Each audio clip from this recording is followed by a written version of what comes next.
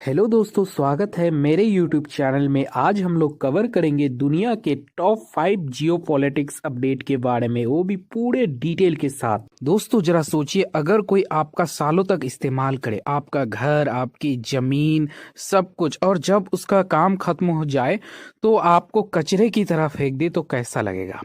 पाकिस्तान के रक्षा मंत्री ख्वाजा आसिफ ने अपने ही संसद में अमेरिका पर ऐसा ही आरोप लगाया है। उन्होंने कहा है कि अमेरिका ने पाकिस्तान का इस्तेमाल टॉयलेट पेपर की तरह किया। आज हम इस पूरे मामले को समझेंगे आसान भाषा में। इतिहास क्या है, गलती किसकी थी और आज पाकिस्तान किस हालत में खड़ा है। ख्वाजा आसिफ ने संसद में क्या कहा? ख्वाजा आसिफ ने नेशनल असेंबली में कहा कि अमेरिका ने जब जरूरत पड़ी तब पाकिस्तान का इस्तेमाल किया। सोवियत अफगान युद्ध में पाकिस्तान ने पूरा साथ दिया। 2001 के बाद आतंकवाद के खिलाफ जंग में भी साथ दिया, लेकिन बदले में पाकिस्तान को सिर्फ खाली वादे मिले। समझिए इसका मतलब क्या है।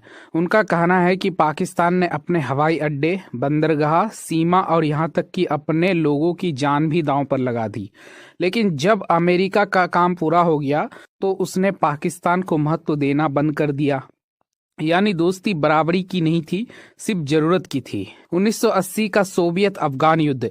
अब थोड़ा इतिहास समझते हैं। 1980 के दशक में सोवियत संघ ने अफगानिस्तान में सेना भेज दी।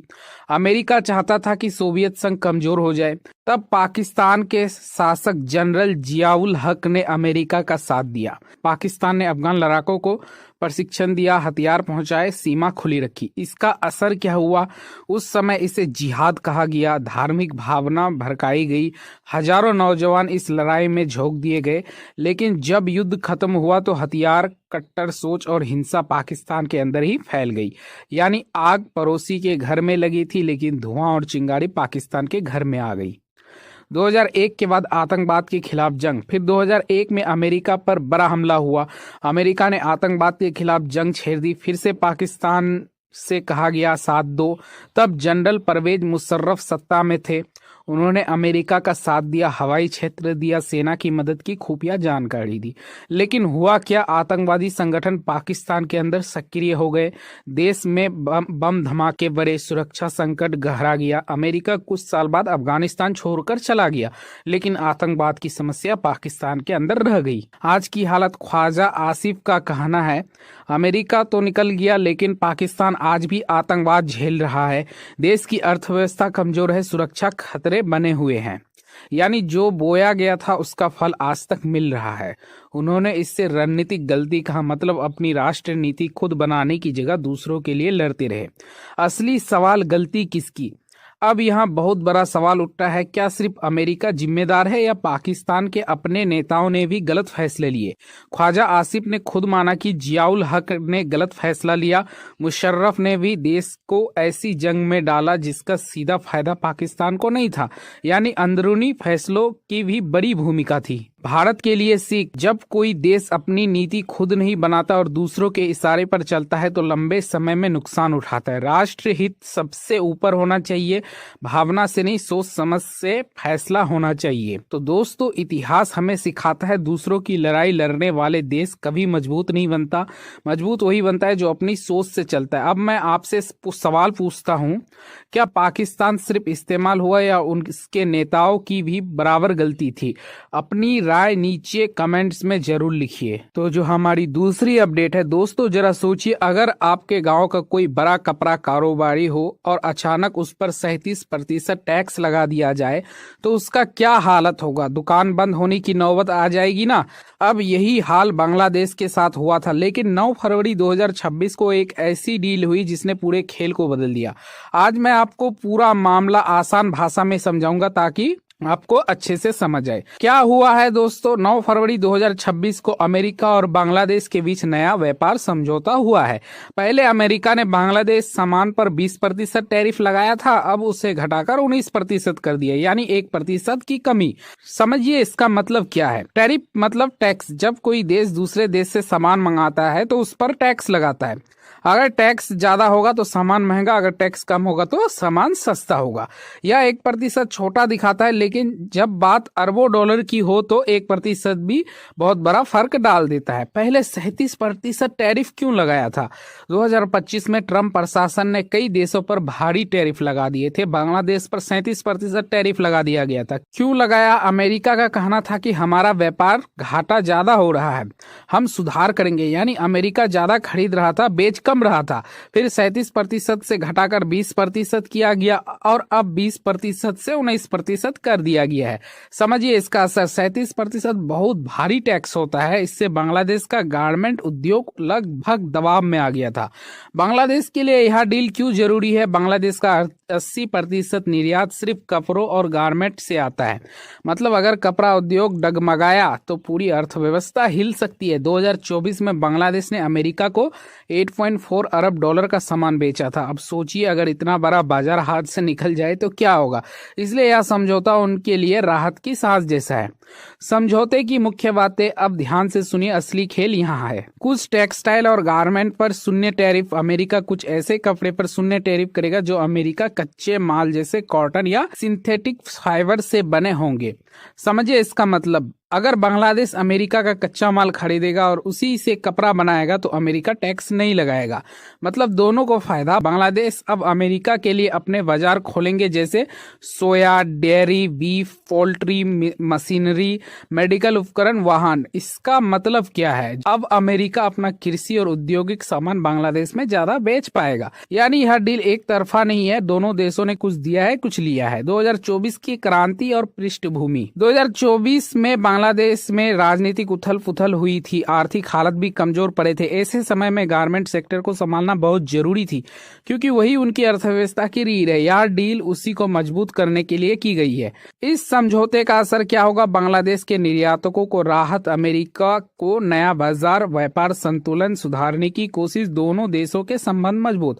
जब टैरिफ कम होगा तो व्यापार बढ़ेगा, जब व्यापार बढ़ेगा तो रोजगार बढ़ेगा, और जब रोजगार बढ़ेगा तो अर्थव्यवस्था मजबूत होगी। यह सिर्फ 1% की कमी नहीं है, यह बांग्लादेश के लिए आर्थिक राहत है और अमेरिका के लिए रणनीतिक संतुलन। अब आप बताइए, क्या यह सच में बराबरी की डील है या अमेरिका ने अपनी शर्तें मनवा ली? अपनी राय नीचे कमेंट्स में जरूर लिखिए। तो जो हमारी तीसरी अपडेट है दोस्तों, जरा सोचिए अगर भारत 2047 तक दुनिया की बड़ी ताकत बनना चाहता है तो कौन सा देश उसका सबसे मजबूत पार्टनर बन सकता है? और अब सुनिए, फ्रांस के राष्ट्रपति खुद 17 से 19 फरवरी 2026 तक भारत आ रहे हैं। क्या सिर्फ मिलने आ रहे हैं या इसके पीछे रक्षा तकनीक, कृत्रिम बुद्धिमत्ता और 114 लड़ाकू विमानों की बड़ी डील छुपी है?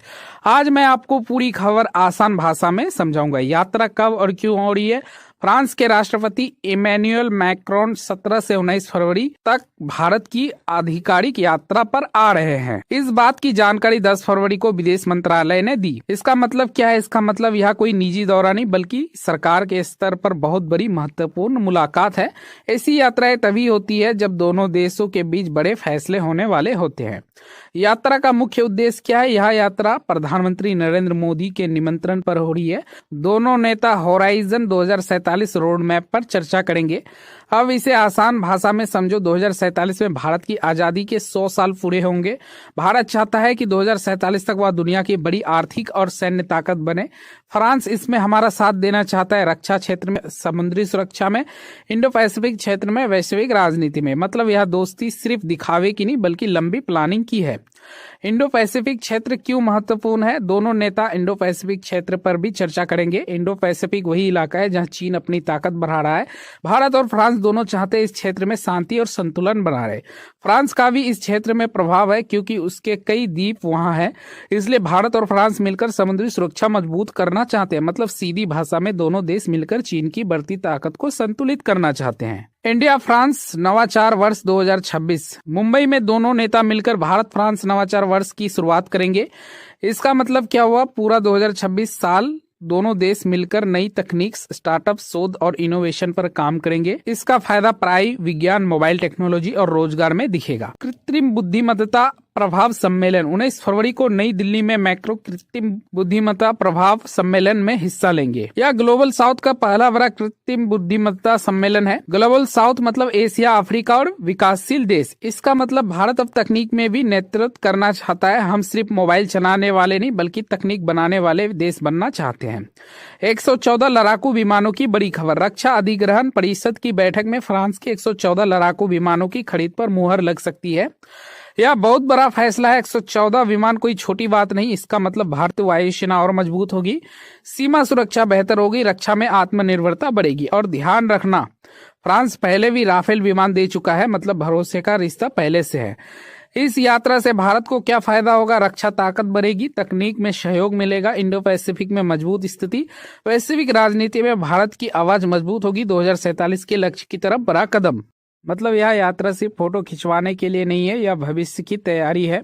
तो दोस्तों साफ दिखाई दे रहा है कि भारत अब सिर्फ दोस्ती नहीं कर रहा बल्कि 2047 की तैयारी में बड़े बड़े कदम उठा रहा है। अब मेरी आपसे एक सवाल है, क्या आपको लगता है कि फ्रांस भारत का सबसे भरोसेमंद रक्षा साझेदार बन सकता है? अपनी राय नीचे कमेंट्स में जरूर बताइएगा। तो जो हमारी चौथी अपडेट है दोस्तों, सोचिए जरा, जिस चीन ने सालों तक भारत को संयुक्त राष्ट्र सुरक्षा परिषद में स्थायी सीट देने पर सीधा समर्थन नहीं दिया, वही चीन अब कह रहा है कि भारत की आकांक्षाओं को समझता और सम्मान करता है। आखिर ऐसा क्या बदल गया? क्या यह सच में बड़ा बदलाव है या कूटनीतिक की चाल? आइए पूरा आसान भाषा में समझाता हूँ। सबसे पहले घटना क्या हुई है। 10 फरवरी 2026 को नई दिल्ली में ब्रिक्स शेरपा बैठक हुई। उसी बैठक के दौरान चीन के कार्यकारी उप विदेश मंत्री मा झाओक्सू ने भारत के विदेश सचिव विक्रम मिस्री से मुलाकात की। यह मुलाकात कोई सामान्य मीटिंग नहीं थी, यह ब्रिक्स जैसे बड़े मंच पर हुई जहां बड़े देश मिलकर वैश्विक मुद्दों पर चर्चा करते हैं। और यही चीन ने कहा, चीन भारत की संयुक्त राष्ट्र सुरक्षा परिषद की अस्थायी सदस्यता की आकांक्षाओं को समझता है और उसका सम्मान करता है। इसका मतलब क्या हुआ? मतलब यह कि चीन पहली बार खुलकर भारत की इच्छा को स्वीकार कर रहा है। हालांकि ध्यान देना, अभी समर्थन शब्द नहीं बोला गया, सिर्फ समझता और सम्मान करता है कहा गया है। पहले चीन का रुख क्या था? अब यह समझना जरूरी है कि पहले चीन क्या कहता था। पहले चीन सीधा समर्थन नहीं देता था, वह कहता था कि विकासशील देशों की भूमिका बढ़ानी चाहिए। इसका मतलब क्या था? मतलब चीन सीधे भारत का नाम नहीं लेता था, वह गोलमाल बात करता था ताकि भारत को स्पष्ट समर्थन ना देना पड़े। इसलिए आज का बयान एक बदलाव का संकेत देता है। यह बदलाव क्यों आया? अब असली सवाल यही है, चीन अचानक नरम क्यों पड़ा? इसके पीछे 3 बड़े कारण हो सकते हैं। सीमा पर शांति बनाए रखने की कोशिश, लद्दाख क्षेत्र में तनाव के बाद दोनों देश संबंध सुधारने की कोशिश कर रहा है। व्यापार और आर्थिक सहयोग, भारत और चीन दोनों बड़े बाजार हैं, आर्थिक संबंध खराब रहेंगे तो दोनों का नुकसान होगा। ब्रिक्स के अंदर सहयोग मजबूत करना, ब्रिक्स में भारत और चीन दोनों महत्वपूर्ण सदस्य हैं, अगर अंदर ही टकराव रहेगा तो संगठन कमजोर होगा। इसलिए चीन शायद रिश्तों को संतुलित करने की कोशिश कर रहा है। क्या यह पूरा समर्थन है? अब यह बहुत महत्वपूर्ण बिंदु है। चीन ने कहा समझता और सम्मान करता है, लेकिन उसने यह नहीं कहा कि हम भारत का समर्थन करते हैं। फर्क समझिए, समझना और सम्मान करना अलग बात है, आधिकारिक समर्थन देना अलग बात है। इसलिए अभी यह आधा कदम है, पूरा नहीं। और किन बातों पर सहमति बनी? दोनों देशों ने कुछ और अहम मुद्दों पर सहमति जताई। कैलाश मानसरोवर यात्रा बढ़ाने पर, वीजा सुविधा आसान करने पर, हवाई सेवाओं के समझौते पर। इसका मतलब क्या हुआ? मतलब दोनों देश लोगों के बीच संपर्क बढ़ाना चाहते हैं, यानी तनाव कम करके रिश्ते सामान्य करने की कोशिश हो रही है। भारत के लिए इसका क्या महत्व है? यह चीन के रवैये में बदलाव का संकेत है। भारत की वैश्विक ताकत बढ़ रही है, ब्रिक्स मंच पर भारत की स्थिति मजबूत हो रही है, लेकिन अभी भी संयुक्त राष्ट्र सुरक्षा परिषद में अस्थायी सदस्यता का रास्ता आसान नहीं है, क्योंकि इसके लिए कई देशों की सहमति जरूरी होती है। संयुक्त राष्ट्र सुरक्षा परिषद क्या है? संयुक्त राष्ट्र सुरक्षा परिषद में 5 स्थायी सदस्य, अमेरिका, रूस, चीन, फ्रांस, ब्रिटेन। इनके पास वीटो शक्ति है। भारत लंबे समय से 6ठा स्थायी सदस्य बनने की मांग कर रहा है। अब बड़ा सवाल, क्या यह चीन सच में भारत का समर्थन करेगा या यह सिर्फ कूटनीति भाषा है? दोस्तों, अंतर्राष्ट्रीय राजनीति में शब्द बहुत मायने रखते हैं और यहाँ हर शब्द तौला जाता है। तो दोस्तों, यह बयान छोटा जरूर है, लेकिन इसके पीछे बड़ी रणनीति छिपी है। क्या यह भारत चीन रिश्तों में नई शुरुआत है या फिर यह सिर्फ शब्दों का खेल है? आपको क्या लगता है, क्या चीन भविष्य में सच में भारत का खुलकर समर्थन करेगा? नीचे अपनी राय कमेंट्स में जरूर बताइए। तो जो हमारी पांचवी और लास्ट अपडेट है दोस्तों, सोचिए अगर कोई देश पहले बोले हम खरीदने की पक्की गारंटी देते हैं और कुछ घंटे बाद बोले हम सिर्फ खरीदने का इरादा रखते हैं, तो क्या ये सिर्फ शब्दों का खेल है या फिर अंदर ही अंदर कुछ बड़ा बदल गया है?